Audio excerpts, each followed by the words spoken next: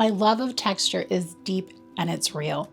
When used with intention, texture can take flat illustrations to new depths, adding beautiful dimension. And now with animation features in apps like Procreate, you can take those textures even further with motion right on your iPad. Hi everyone, I'm Tracey Capone. I'm an illustrator, photographer, and top teacher here on Skillshare.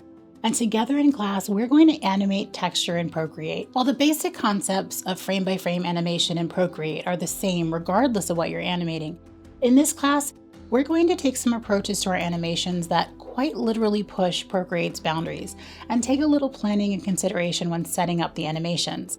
And we'll walk step by step through all of those together in class.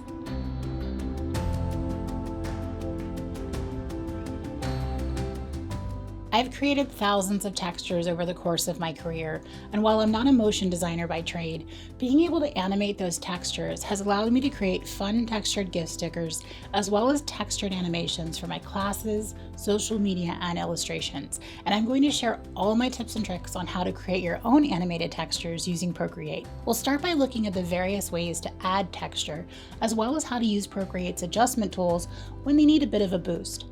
Next, we'll create a simple animation using a single texture on a single shape, which is the building block for all other animations. Then we'll take that animation a bit further by creating an animated background, which is one of those boundary pushing scenarios I mentioned previously. We'll move on to animating multiple textures and blending them seamlessly using masks. And finally, I'll walk you through a more complex, multi-layered animation and show you how I plan out and set up my animations using all the principles we covered in class. The best part? What you learn in class can be applied to just about any object you animate in Procreate, not just textures. When you join this class, you'll receive a set of handmade textures I've created, as well as the flat illustrations I'll be animating. You're welcome to follow along using those or create your own. Now this class is beginner friendly, but it does assume some familiarity with Procreate. So if you're brand new to the app, I recommend starting with any of the amazing beginner Procreate classes you'll find here on Skillshare. Are you ready to push the boundaries of Procreate's animation feature? Do you want to add a little movement to your favorite textures? If so, grab your iPad, come join me in class, and let's get started.